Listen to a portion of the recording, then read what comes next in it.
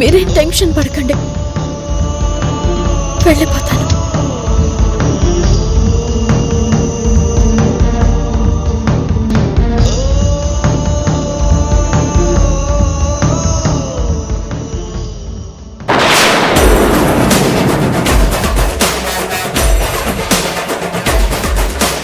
ఏంటి బావా, నా గురించి కావేరికి నిజం చెప్పేద్దాం అనుకుంటున్నా?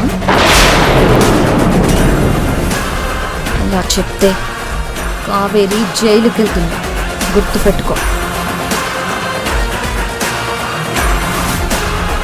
కావేరికి ఏం కానంత వరకు నువ్వు బతికుంటూ తనకేమైనా అయిందంటే నిన్ను క్షమించను.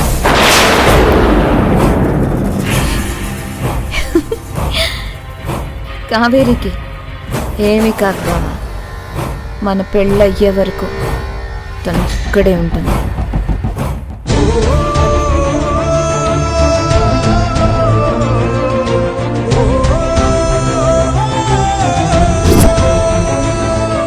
మార్ఫింగ్ వీడియోస్తో ఎందుకు నన్ను మోసం చేయాలని చూస్తున్నావు?